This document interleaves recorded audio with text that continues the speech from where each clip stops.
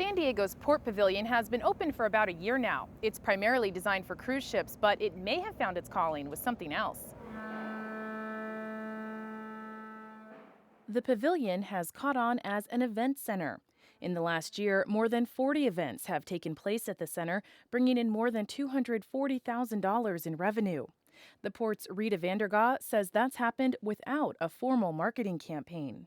It's really exceeded our expectations. We really didn't know what kind of activity would be in the building and how many people would be interested in it. Recently, the America's Cup rented out the pavilion while it held sailing races in the bay. Vandergaat says the center has also hosted proms, meetings, and commercial shoots. But not everyone is impressed. Corey Briggs is the attorney for the Navy Broadway Complex Coalition. The group fiercely opposed the construction of the pavilion and has filed several lawsuits over it. Briggs maintains the pier that the pavilion sits on was supposed to be a large public park with views of the bay. He says that would have worked fine for events, too. You want to have a wedding, you want to have a bar mitzvah, you want to have an anniversary, you just want to have a celebration. This is a place where you can come and enjoy the bay. And except for crowds or maybe some public art here and there, you can see the bay 180 degrees. Now you can't.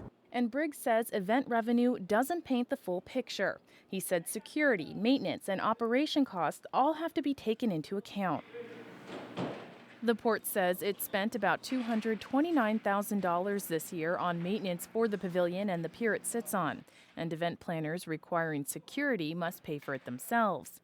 Vandergaat says the port has 18 parks around the bay and that the pavilion provides another option. This is an amenity that we don't have on the bay. We do not have a facility, a building. When people have a wedding, they'd like to have it in a covered facility. Vandergaat says event revenue brings in about $10,000 a day when the pavilion is rented out. But she acknowledges that does not make up for the decline in cruise ship activity, which brings in about $30,000 a day when a ship is docked. With the down economy and continued drug war violence in Mexico, cruise lines don't figure to expand service in San Diego anytime soon. And it may be time to start marketing the Harborside Pavilion to party planners.